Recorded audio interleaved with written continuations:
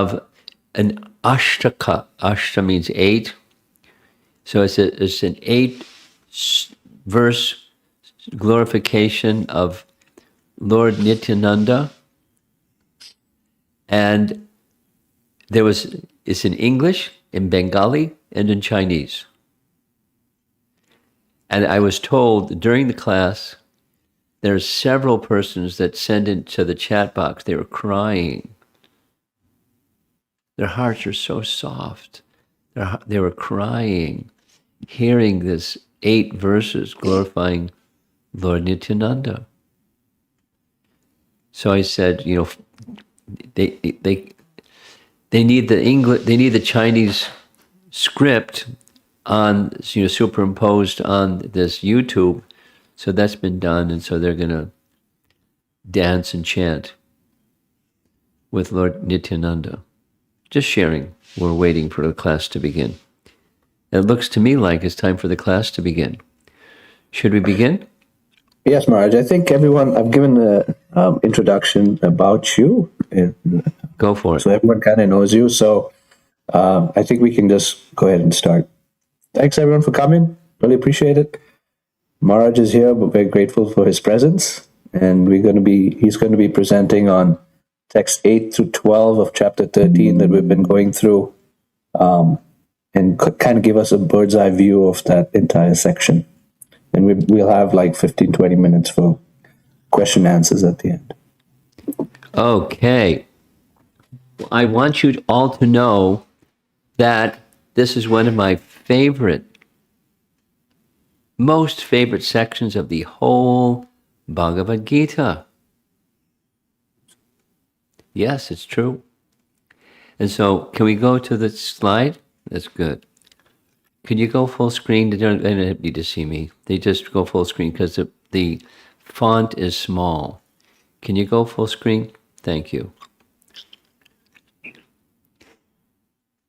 Nature, Enjoyer, and Consciousness is the subtitle of chapter 13. A little embellishment is there are sections of Bhagavad Gita that are known as Sankhya Yoga.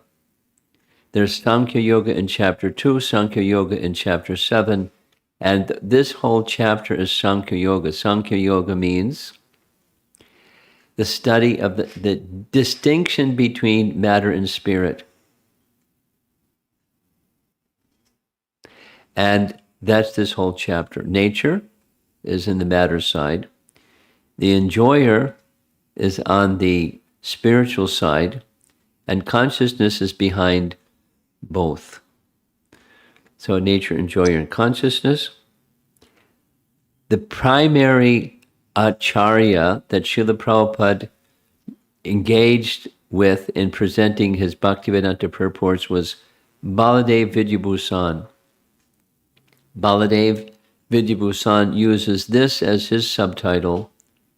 There you see the Sanskrit Prakriti, Purusha, Viveka Yoga. Viveka means making distinctions between this and that. Viveka Yoga, making distinction between Prakriti and Purusha. So I'll say it again. That's Sankhya. Over here, there's categories of matter or Prakriti. Over there, there's category of Purusha, or the conscious being. And there's a distinction between the two. So making a distinction between matter and consciousness, the Supreme Lord. Of course, living entities are conscious, but there's a Supreme Consciousness. So here's a little short summary of the first section, because we're going to be covering 8 through 12. This is section 1. It's 1 through 7. In this 1 through 7, Arjuna begins by asking 6 questions. Essentially, matter, spirit, matter, spirit, matter, spirit. Sankhya. And the way that he describes it is there's 3 pairs of 2. 3 times 2 makes 6. So there's 6 questions. And The first of these 6 is field of activities and the knower of the field, matter and spirit. Field of activities and the knower of the field. Now, there's 2 other pairs of 2 that make 6. And so Purusha and Prakriti. Purusha is consciousness, and Prakriti is matter. And then 8 through 12, another pair of 2. There's knowledge and the object of knowledge, or the knowable. So that's what we're going to be discussing, 8 through 12. It's part of that section. It's not the entire section. So here we go. This is a nice illustration showing something to do with the field of activities, that's on the left, and the knower of the field. Keeping it really simple because of time. An example is the illustration on the left. There's a painter, there's the painting, and there's the easel. Painter, painting, and easel. So perfect knowledge is to know the distinction between these. There's the living entity, that's the painter.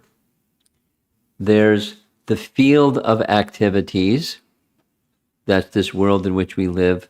That's, you can say, that's the easel.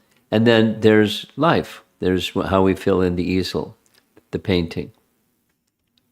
And a nice example of this, taken directly from Bhagavad Gita purport, is although there's so many varieties of fields of activity, pictured here in this nice illustration, what determines whether one gets this field or that field or the other field? And the answer is, from the human form of life, we have choices.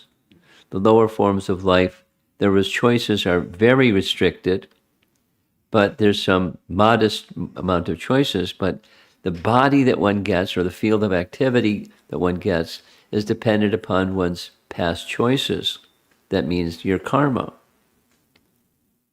And based upon karma, you get a field of activities, and based upon the body that you get, then you have activities that you do.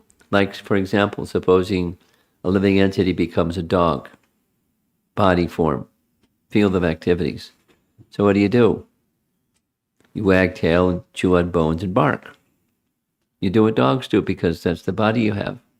The field of activities conditions living entities. Now, that's not the living entity. Living entity is transcendental. But the field of activities conditions behavior and so forth. So the text that's on the right is, every living entity's kshetra,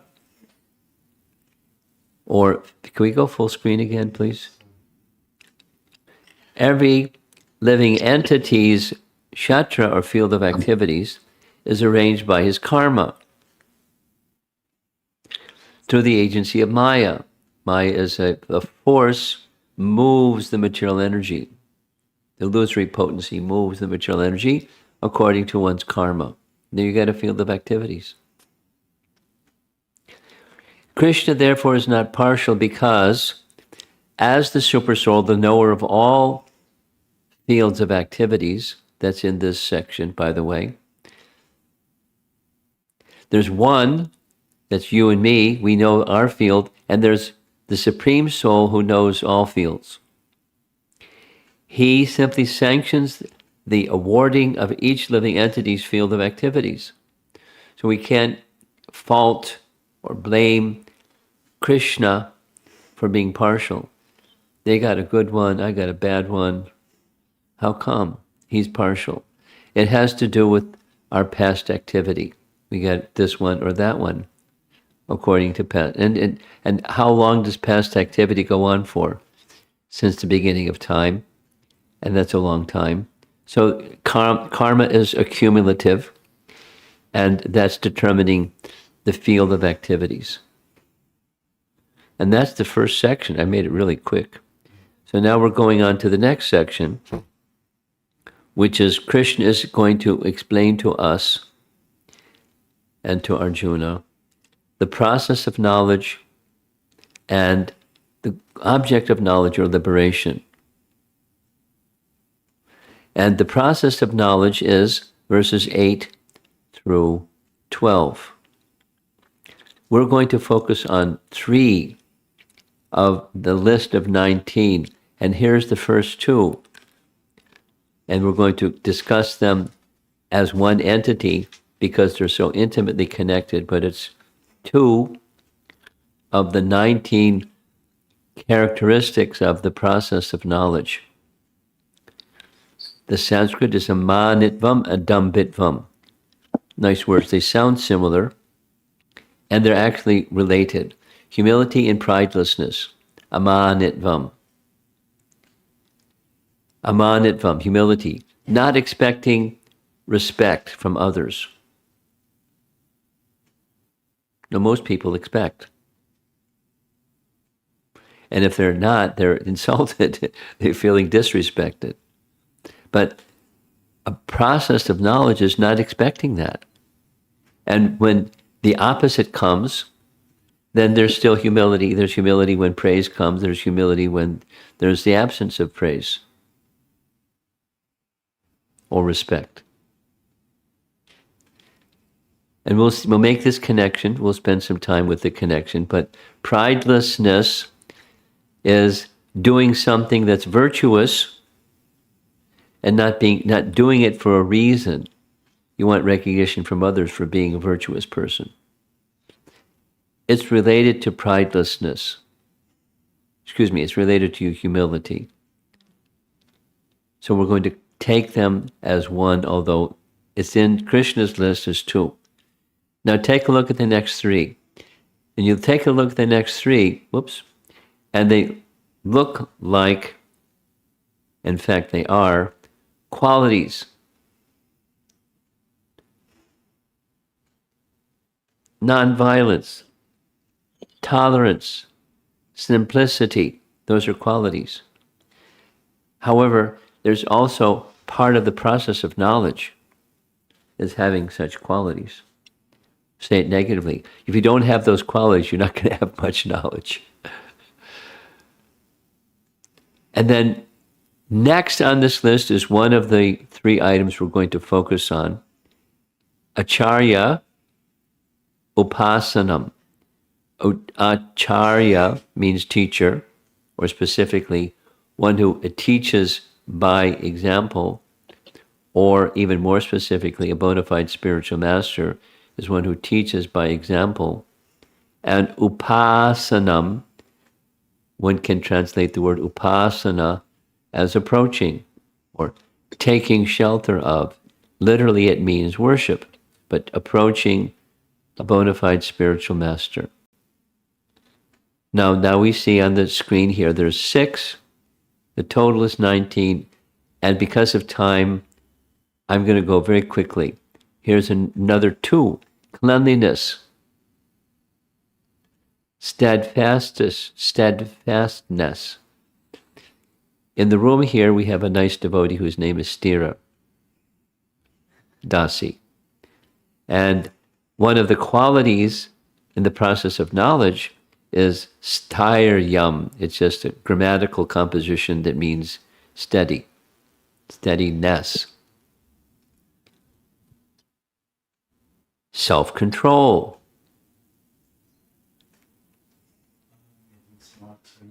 What? Just small.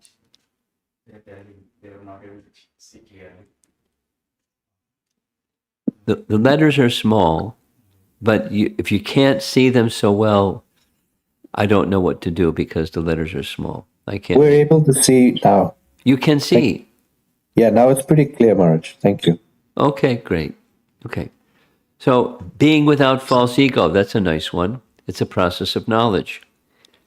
Contemplating repeatedly the faults of birth, death, disease, and old age. Doshanu darshanam. Dukkha doshanu darshanam. To seeing the dukkha, the distress of these 4: birth, death, disease, and old age. This is one of the items of the process of knowledge. I'll just share a little bit. It's just a little storytelling makes it nice. There's a nice devotee in China who heard from her father, aging father, that he took a downturn in his health. And she was with a friend driving around in a car, and they were sharing with each other, see all these people, and they're just oblivious to the certainty that old age and death are coming. That is, time moves things. Time, it's a nice subject. Time, it's not just tick-tock, it's an energy. Kala Shakti moves things along a timeline, and time changes things from birth to boyhood to youth to old age, and then the inevitable death. So people are being moved by this force of time. They don't see it, that we're having this nice discussion. So the process of knowledge is to contemplate. These are forces that are acting on us. And we don't so much want to get old and diseased and die, but it's forced on us. So it's a distress. Dukkha, dosha. Dosha means fault. Dukkha, doshanudarshanam. Seeing always this material circumstance is not the best. Without attachment, undue attachment to family, not being absorbed in happiness, distress, etc. We're going to spend time on this one, number 16 out of the 19. In fact, it's number 1. And when you read the chapter or the section, being steady or undivided devotion, steadiness in service to the goal of life. And I'm not going to go through the rest. It's actually 20, not just 19. And here's a nice graphic showing out of these stacked up 20 items, what are the 3 most important qualities? And that's what we're going to do for the rest of our time together. On the screen here, you see a chandelier. Now, chandeliers are they're opulent and they're very attractive. And especially if they're nicely lit up and if it's made from nice crystal and it's really, diffused light, soft light, but it's very beautiful. It's a nice art piece. However, what's a chandelier if it's not hung properly from the ceiling? It's a mess on the floor. But suspended properly from the center at the top, and you turn the lights on, it's very nice. Not just attractive and decorative, it gives very nice, pleasing light. Similarly, this 1 out of the 20 is most important. That's the suspending of the chandelier item. And there's the Sanskrit again, Mai Chananya Yogena Bhaktir Avyabhicharini. So in this list of the process of knowledge, it terminates in unalloyed devotional service. So that's the process is to get to the goal. Goal is achieved by following the process. And that you and I, need to have a clear idea of what the goal is of Bhagavad Gita, or the goal of yoga, or the goal of life. I often tell this little story. Some years ago, I was in college. And when I was in college, I had a friend who was a graduate student instructor in sociology. And he was a nice person. And he was kind of,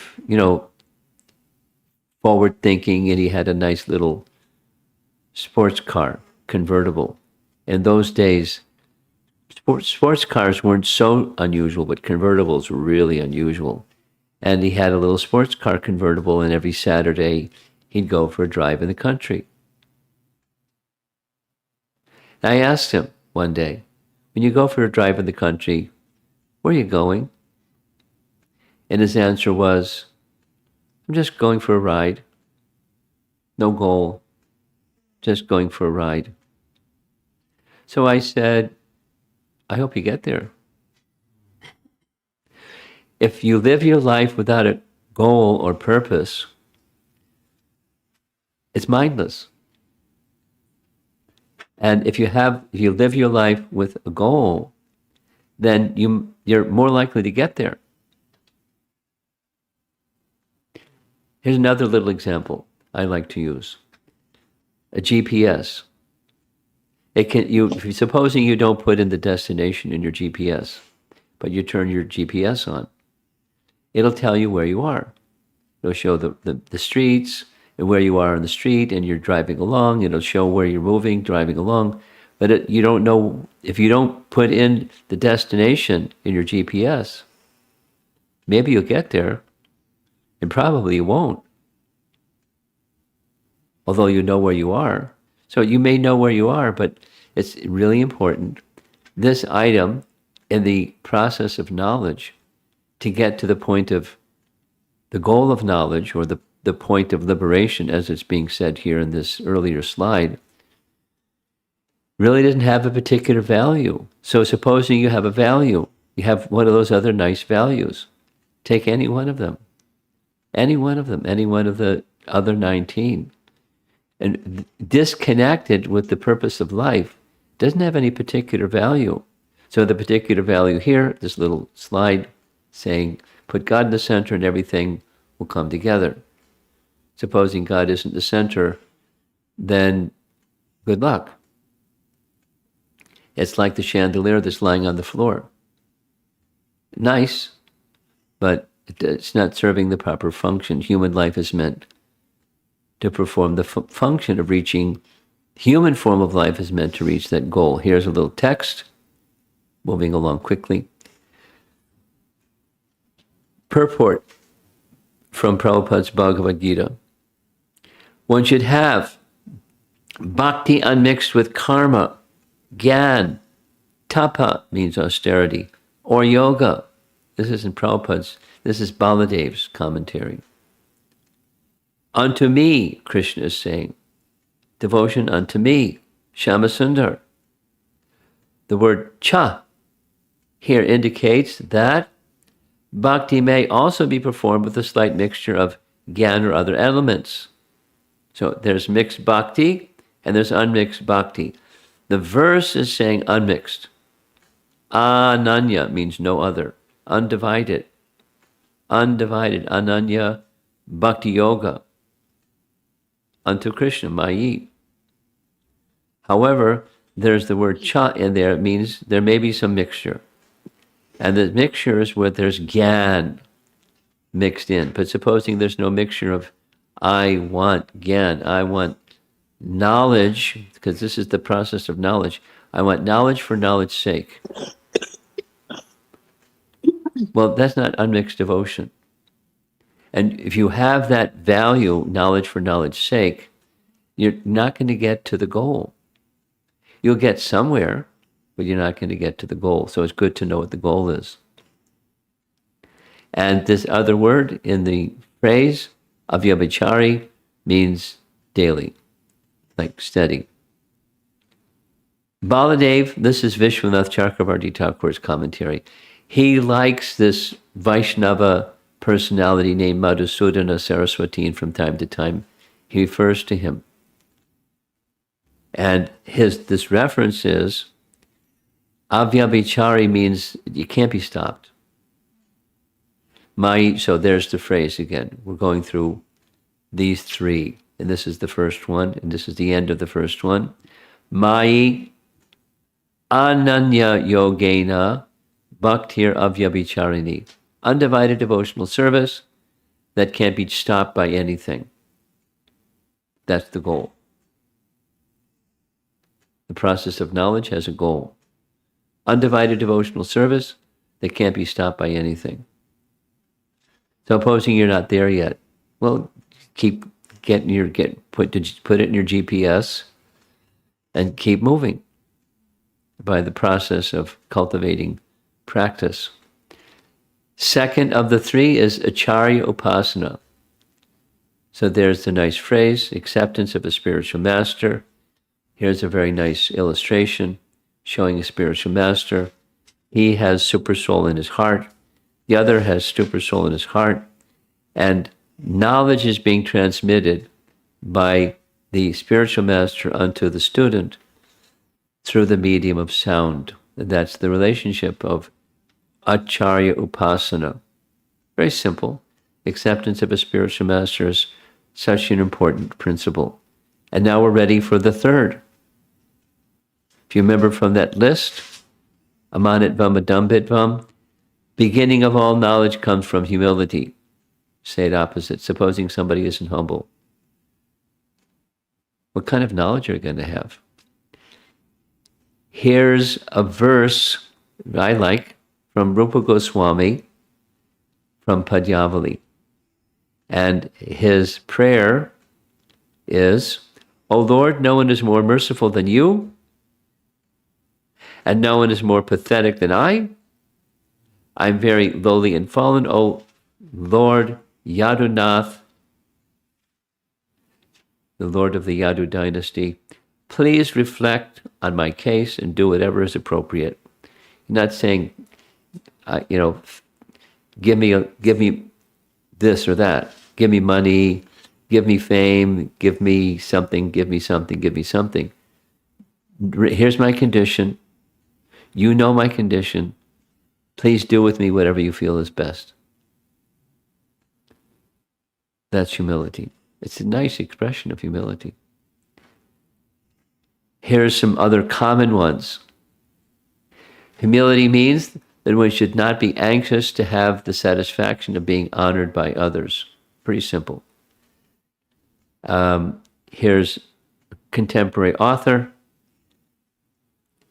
Not thinking less of yourself, but thinking of yourself less. You've probably heard that one. And here's Mother Teresa. If you are humble, nothing will touch you. Neither praise nor disgrace, because you know what you are. That's knowledge. It's a symptom of knowledge is one who is humble. Because you know who you are. It means you know who you're not. And you're not disturbed by what you're not. The body is part of what we're not. The thoughts and the mind and the feelings and all those things that are temporary is also what you're not. But if you know who you are, then nothing can touch you. And along with amanitvam is adambitvam, means pride or pridelessness. Here's a little description from the Oxford Dictionary. The nemesis of humility, nemesis means the inescapable agent of someone's downfall. That's nemesis. So pride is the nemesis of humility. That's why they're included is one, although there's two. Inescapable agent of someone's downfall, pride. The saying is there, I'm sure you know, pride goeth before the fall. You've heard that one, I'm sure. So pride is the nemesis of humility. The two go well. Pridelessness and humility go well together. From Sanskrit conception, there's two divisions of material consciousness, I and mine. The Sanskrit words are aham and mama. I and mine. That's the material egoistic conception, I and mine. And the illustration is meant to show we're kind of locked into that material conception. Having material bodies, we think of ourselves in terms of the material body, or the emotions in the mind, the thinking, feeling, willing features of our subtle existence. And those are all part of this I and mind conception. The I is the bodily conception. The mind is that which comes from the body. So it's pretty simple. What's mine? That which comes from the body. My work. From my work comes some money, and the money is mine. I put it in the bank or spend it how I like, and then I have mine. I have a bank balance, and I have a car, and I have a computer, and I have a mine. I and mine. That's a material conception. And pride is really a problem. I gave a whole seminar on pride. Here's someone that's being held, burdened by pride. Someone is trying to rescue them, but they can't take help because they're holding on tightly to this bag of pride, unfortunately. Many of you probably know who is Bhaktisiddhanta. During this month, we're observing the 150th anniversary of Bhaktisiddhanta's appearance in this world, and this is one of his sayings. Give up pride, the weeds that choke the creeper of devotion. So pride, lessness. Give it up. Here's another description of the same. This is Vishwanath Chakravarti Thakur. We're almost done. Back to the first phrase, Mai Chananya Yogena, constant and unalloyed devotion to me is the sole quality that specifically for the devotee, is the sole quality specifically for the devotee. So you have this one, the others follow it. All other qualities come to one who has this one quality. And we're going to end with 2 slides and we're done. This is the end of chapter, or towards the end of the chapter. What's the fruit of this knowledge? Krishna says to Arjuna, as the sun alone illuminates all this universe, so does the living entity, one within the body, illuminate the entire body by consciousness. So watch carefully. In the chest of this man, the soul is going to appear. See that little guy?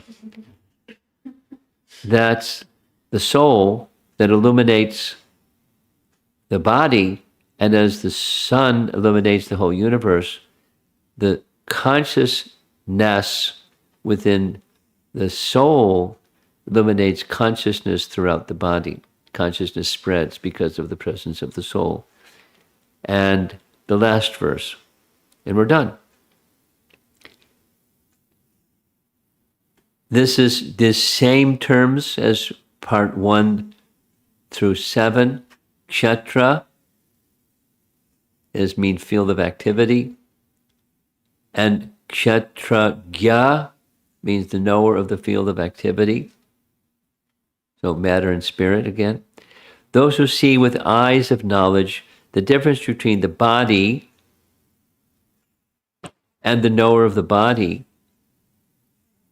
and can understand the process of liberation from bondage in material nature, attain to the supreme goal. And there's a nice illustration that goes with this. There's the 3 modes of nature, and above the 3 modes of nature is Krishna, and there's the fellow sitting at a desk thinking, I'm the doer. And knowledge can liberate one from the I'm the doer consciousness, and it's mine because I'm the doer of it. My work, my reward for work, the fruits of my work, and, being involved in material consciousness. Knowledge can liberate one from all of that.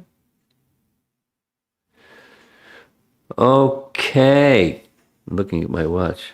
Look at this. We allowed 25 minutes. 24 minutes. So I didn't know how long all this would take, but that's how long it took. And let's see if there's some discussion. I was told that this group, you're a discussion-oriented group. So I'm looking forward to lively discussion. Now, what's your procedure, Jimuna Jivana? Thank you very much, Maharaj. Firstly, I think we lost your video. I don't know if Shidari can fix that. Well, he was doing what he thought he was supposed to do. He removed the video portion and got me instead. There we go. Perfect. Thank you. All right. Yeah, so if anyone would like to bring up a question or comment, reflection, now's the time. I have a question. Go ahead, Nilesh. So, Maharaj, Hare Krishna, my question to you is regarding the spiritual master. In the American philosophy or knowledge philosophy, they say when the student is ready, the teacher appears. How does that phrase connect to the spiritual master? Sure. What's the sign that one's ready? There's a preamble.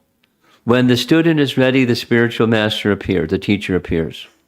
Mm-hmm. So now I'm asking you, what's the sign, the symptom, the lakshana, that one's ready?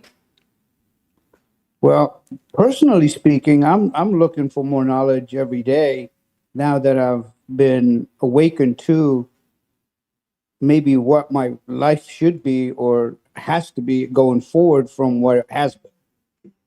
Okay. So now that's a beginning of readiness. Okay. In Sanskrit, well, in English, it's inquisitiveness. Mm-hmm. And according to the Vedanta Sutra, the inquisitiveness is very simple. I want to know.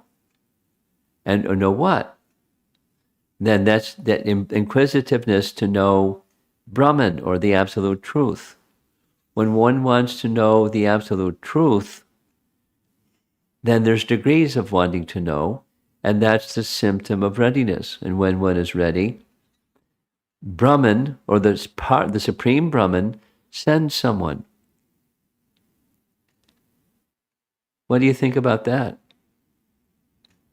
The concept is the same. It seems like it's... We're not disagreeing. So No. now, what are you to do? You're a nice, inquisitive fellow. What are you to do? Stay on track. Keep Right. being inquisitive, and then ramp it up. Don't let it ebb and flow, but keep it vibrant. And sure enough, guaranteed, because what you said, it's an adage, but it's true. When the student is ready, the teacher will come. Mm-hmm. Thank you, Maharaj. Let me give you an anecdotal soundbite. A common question I'm asked when you have this meet the monk session is, how'd you get into this anyways? What's your human interest story? So inquisitiveness is where it started. And there's a story behind what prompted the inquisitiveness to become elevated. But I really wanted to know. And then all of a sudden, all these options that weren't guru options popped up. Then I had to select from the menu of things that weren't really going to give me an answer to what I wanted to know. I had to sort through the the chaff to get the grain. So in short, somebody I know, a professor, gave me a copy of Bhagavad Gita. I don't know why he gave me a copy of Bhagavad Gita, but he gave me a copy of Bhagavad Gita. And I didn't know what it was, because this professor we had a friendship outside of the class, and he used to, from time to time, we did things together, and he would read his poetry, and I thought it was a book of poetry. How nice. So I was carrying it around, and another friend said, "Oh, look at that. I have a different Bhagavad Gita. Here, take mine too."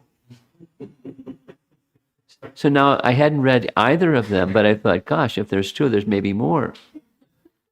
So I went to the library, university library, and I found there were 5 other versions other than the 2 that I had. So I checked out the 5, I read all 7, and I came to 2 conclusions. It's not a book of poetry, and I don't understand it. And some time passed, and somebody gave me number 8. And I started reading number 8, and it was really easy to understand. I was puzzled. Why is it easy to understand the other 7? I couldn't understand at all. But I liked it, so I kept reading. And that was my spiritual master. Because the principle was, I want to know. And it was a meandering path to get there, and I had to sort through, non-spiritual masters. There were scholars. They knew Sanskrit. They went to Bhagavad Gita and they translated the way that they wanted to translate it. It wasn't Bhagavad Gita, so I couldn't understand it. It was just scholarship, minus Krishna, frankly. So my life story is going to be different than everybody else's, but the principle holds. It starts with jigyasu, inquisitiveness. I want to know. And stay with it. And it may be a meandering path, it may be abrupt, it can be anything, but it'll happen. It's a fact. Thank you. Sure. Anybody else? Some lively discussion group, I've been told. I'm ready. Mark, Kapil would like to go next. Hare Krishna Maharaj. Please accept my humble obeisances. I'm Kapil from Alaska. Maharaj, so my question, like you talked about karma, right? So I just wanted to ask that what kind of good karma doesn't generate reaction? What kind of good karma? What was the last part? Does not generate reaction. Did not generate reaction. Yes. Oh, good karma generates reaction. There's no good karma that doesn't generate reaction. Good karma generates good reaction. Bad karma generates bad reaction. Mixed karma generates mixed reaction. Karma generates reaction. So here's the good news. There's such a thing as action that has no reaction. But that's not karma. It's bhakti. What's bhakti? What makes bhakti not have a reaction? Because the answer is linking with the Supreme. When you're linked with the Supreme, then you're on that platform where there's no reaction. I'm not doing something because I want something. Supposing I'm a mode of goodness person. Supposing, we just can imagine being a mode of goodness person. And I like doing things that I'm sacrificing for others, and I'm being charitable, and I'm helping little old ladies cross the street. And when people are in tough times, I like going out of my way and helping them through their tough times. I get some happiness from that. Mode of goodness, happiness.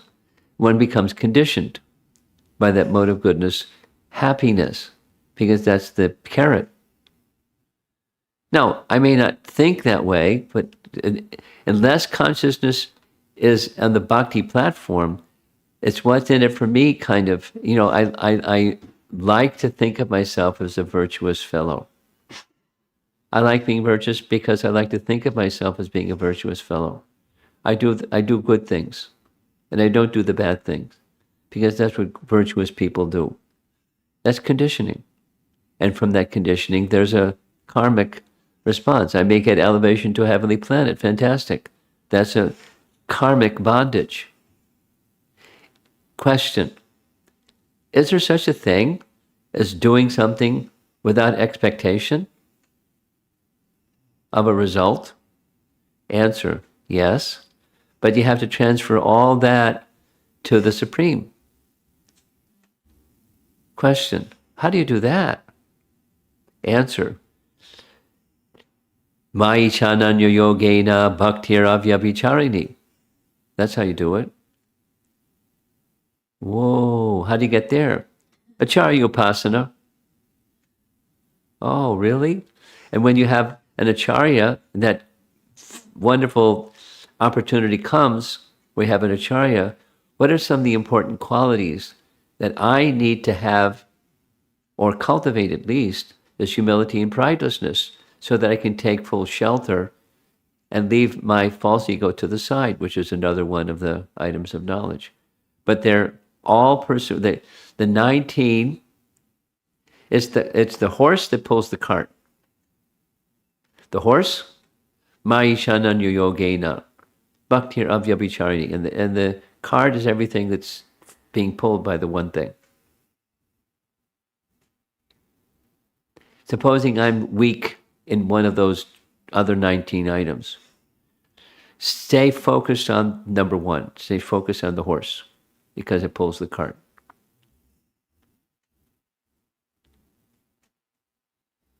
It's not like I ignore the fact that, I'm weak in this area or that area or a number of areas. I don't ignore it. But the solution isn't focusing on problem solving. That's material approach. The spiritual approach is I focus on the horse. I know what the goal is. I put it in my GPS, and I keep pursuing the goal. Even if I miss the signal and I get off track, the GPS is going to get me back on track, because I put in the right destination.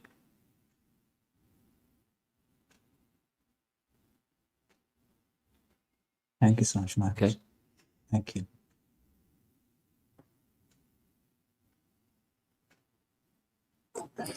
Marge Linnea would like to go next. Sure. I'm going to take a kind of twisty path to get my thought process out, and I hope that's okay.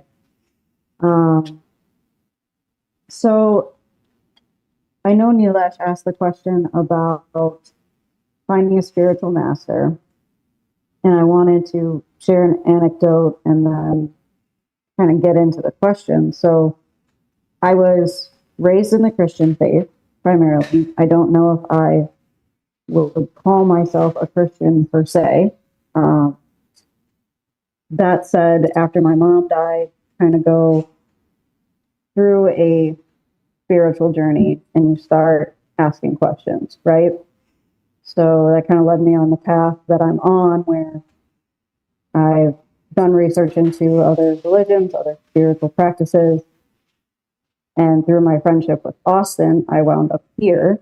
So I think you're correct in saying that, things kind of happen when you're looking. It wasn't my plan necessarily to wind up here, but this is where I am.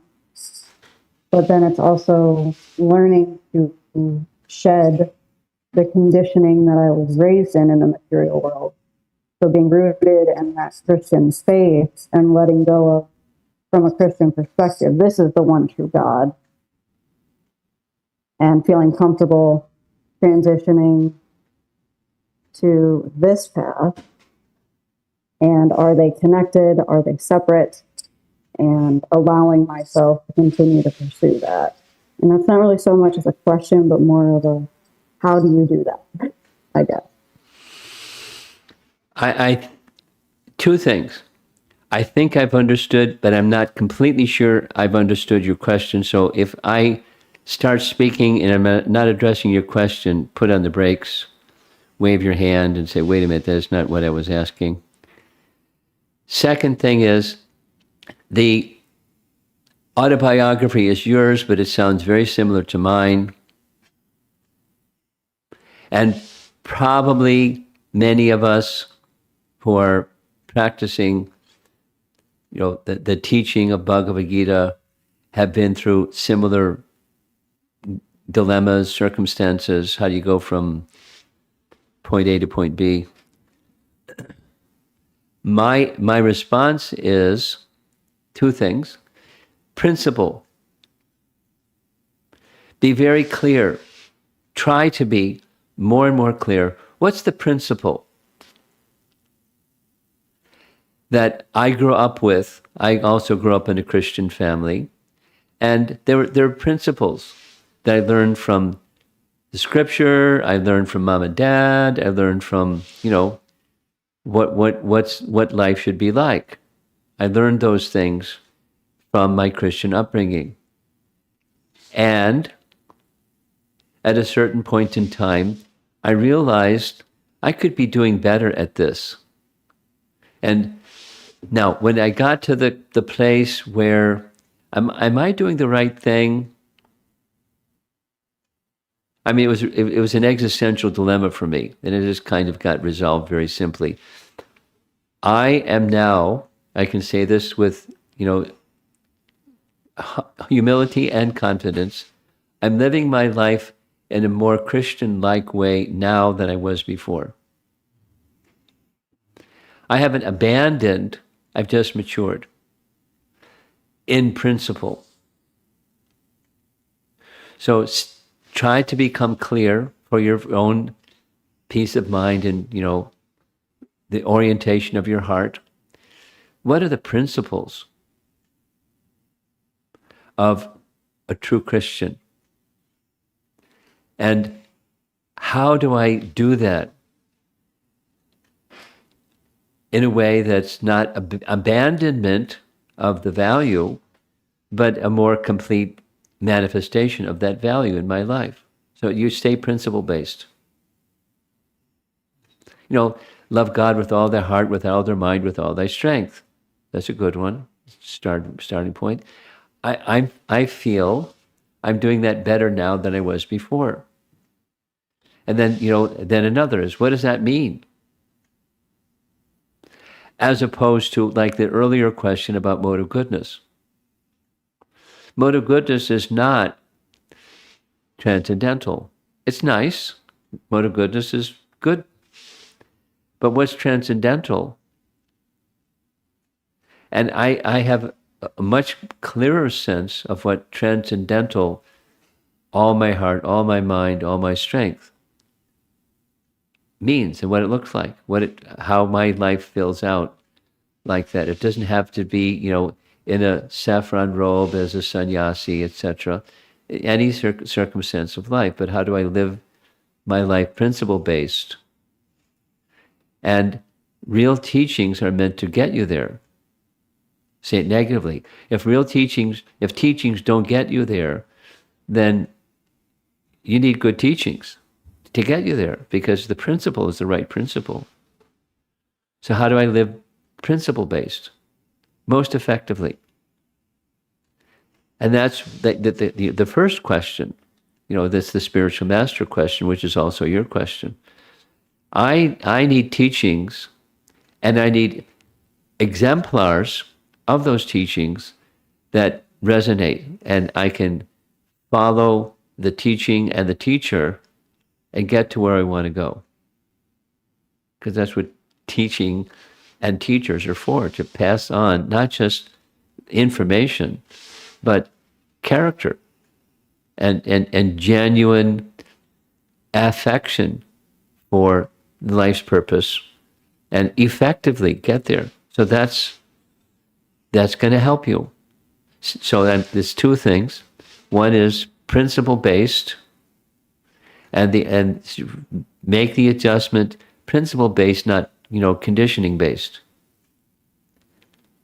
It's significant. It's a little uncomfortable sometimes because, conditioning is comfortable. Not necessarily what's best for us, but it's comfortable. Move from conditioning, it's uncomfortable. But may be good. That kind of discomfort is good. So embrace it, the discomfort, and go to principle-based.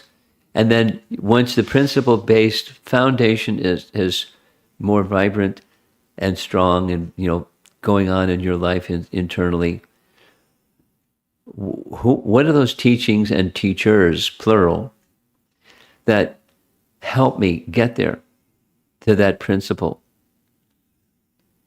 It's subjective. But it can also, the test is that actually you get there. It's a nice journey. It's the purpose of human life. It is, and that helps. So I really appreciate it. Thank you very much. Okay. I'm sorry for the intruder.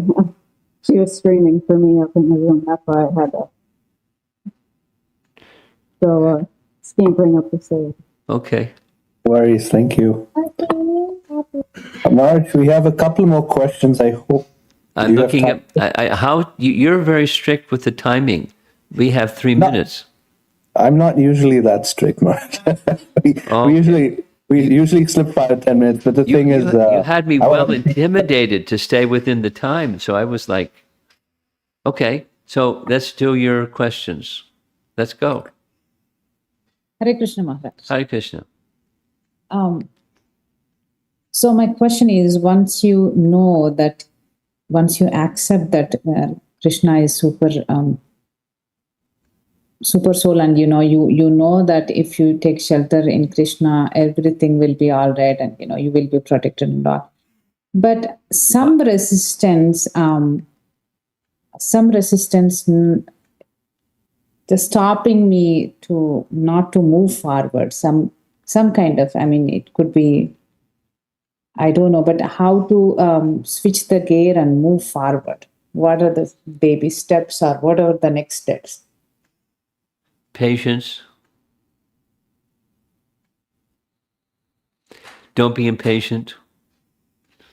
But patience doesn't mean complacency. Patience means I'm going to stay on course, and it's going to take as long as it takes. But I'm patient. Patience means I'm not fruitive because there's a value that I hold that is so significant, and that which I'm following in principle, Krishna's words in Bhagavad Gita, is so significant that I'm ready to be patient because I know we're going to get there. It's faith,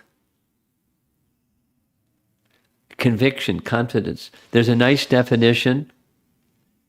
I'm trying to be responsive to your question. There's a nice definition of what faith is. It's in Bengali, and I'm not a Bengali person, but it goes like this. Shraddha Shabde. Shraddha means faith. It is said that faith, Shraddha Shabde, Vishvas Kahe, that faith is the confidence or conviction, Vishvas Kahe, Sudridha Nishchaya, that by one activity, all other desirable activities will be achieved. It's the horse that pulls the cart. If the horse moves, the cart's going to move. So my business to move is pay attention to the horse. And be patient. We may take a while to get there, but as long as the horse is moving, we're going to get there. And we have the right directions. Then the second half, Krishna is vocative. Krishna Bhakti. Devotion to Krishna. It's the one thing. If I can achieve that one thing, all other things are accomplished, which is another way of saying the same thing as this verse of Bhagavad Gita. Mai chananya yogina bhaktir avyabhicharini. It's another way of saying the same thing. I'm a little person and I feel sometimes stuck, but I know what the destination is, and I'm not going so fast. I would think I could be moving faster, but that's okay. I know the destination. I've got a good GPS and I put it in my GPS. So whether I'm going 3 miles an hour or 60 miles an hour or somewhere in between, I'm heading towards the destination which I have confidence in. So back to the definition. Shraddha Sadhe Vishvas Kahe is confidence.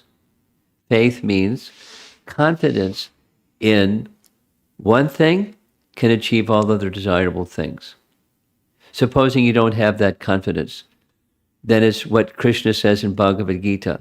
Bahushaka hyanantascha buddhayo vyavasainam. Intelligence is bahushaka, many branched. I can't stay focused. So you can progress if you become more focused on who you are, what the goal, what the purpose of human life is. Most likely, I'll take a guess, we've all been at this a number of lifetimes. This isn't the first time around. So here we are in our human form of life, thinking, I'm not moving forward. How can I move forward? Get connected again with that which is what the goal is, and just keep your GPS on, and you'll get there. However swiftly. So with confidence in the one thing can achieve all other things, desirable things, do that.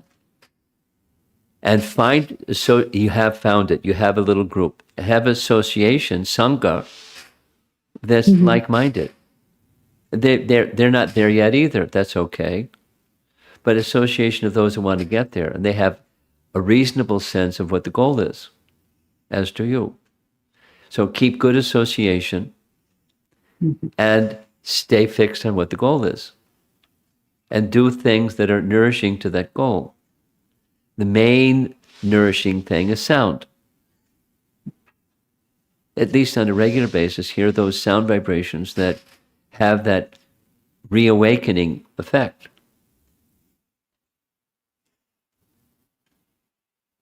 Most important. So you're chanting and you're hearing these discussions, like what we're doing. And if, when I'm not here, what you're doing together. That's sound. And spiritual sound acts on the soul, the reawakening of the soul. That's the process to get to the goal. So stay with the process. And you'll get there. However, whatever miles per hour you're moving at. And if you find this last thing, if you find there's some attachment, you're rowing a boat and you're not making progress, maybe you got some anchors down. So, through association, you may not even see the anchors, but somebody else may. So have good association, and with confidence they can share with you something that they see that you may not see. I call it blind spots. So by good association, they can help you get strength where you're not so strong by association. Stand near a fire, you get warm. Keep good association, you get strength. Spiritual strength. Those are some recommendations in response to your question. Thank you, Prabhu. Sure. That's very helpful. How are we doing? We have one more question, the last more. question. Okay. Are you okay to do that? One last one, right? Yes. Okay, great.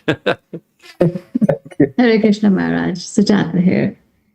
So it's a very basic question. I'm still a very beginner. So My question is the expectations that we have of ourselves and also of others. We know that those are the cause of a lot of misery. So how do you condition yourself to accept life as it comes to you? And even accept. What a lovely question.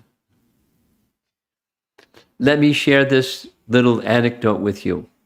Once upon a time, there was a Bhagavad Gita instructor who lives in Vrindavan, and that's pretty much what he does, is he instructs Bhagavad Gita.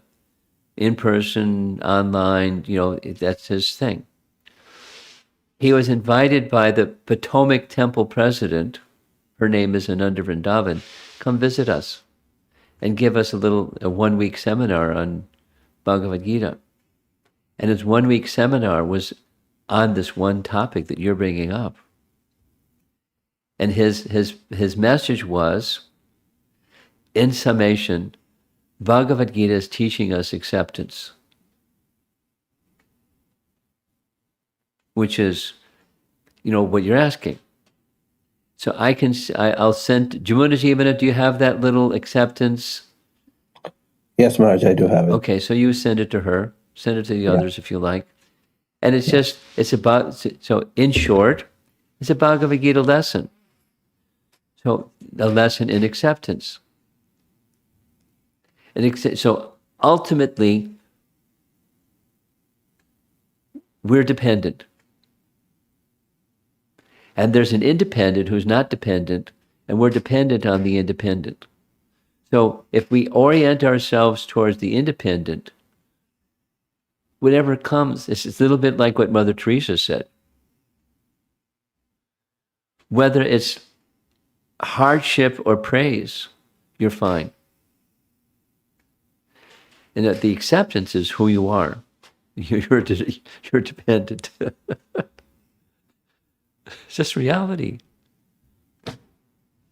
There's another resource that I can refer you to. Jamuna Jivana can point you out to. Viktor Frankl, his wife knows all about this one because I speak about it a lot. And one of his things, in addition to acceptance, is having a purpose, a personal purpose of your life, awaiting for you to fulfill. And then you can be accepting of circumstances that you can't do anything about anyways. But you don't become disturbed by them because you're focused on, let's go to the ultimate sense, your service to the Supreme Personality of Godhead in your life. You're not there yet, that's okay. But I know what my purpose is. And when purpose is, in his case, his purpose was to help people. He was a psychiatrist by profession before and after his being in a concentration camp during World War II. And after, his mission, his waiting for him to be fulfilled, was helping people who are in circumstances there's nothing they can do about. Nothing like being in a concentration camp. What your circumstances and my circumstances, nothing compared to that. And the strength that he found was awaiting him was that purpose. So yours is what yours is, and mine is what mine is. And there's bumps in the road for all of us. Now, how do you accept the bumps in the road? You have a purpose. It becomes much less significant. You can acknowledge that here's a bump, but you know what your mission is. So if that ultimate mission of life is become reinstated in your loving Ananya Bhakti position, undivided, undeterred by anything, life of devotion to the Supreme. I'm not there yet, but that's my goal. And then you stay fixed on the goal. And the bumps, you accept them. They're bumps. But I have strength because I know what my goal is. Say it negatively. Don't know what your goal is. Too many obstacles, too many misfortunes, too many thises and that's, and my head is spinning.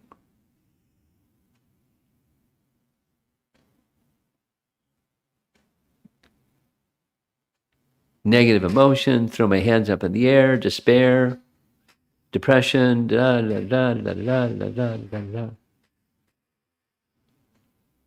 What to do? Good association, same as the earlier question, good association, regular hearing of transcendental messages from persons who are at least trying to live their life that way. That's good association. Eventually find someone who you look up to as a teacher, who you can just hear their teachings and it goes in, and you just do it because of that relationship. That's the approaching a spiritual master message. It's just part of knowledge. It takes you out of the ignorance or the darkness of ignorance position. I don't know.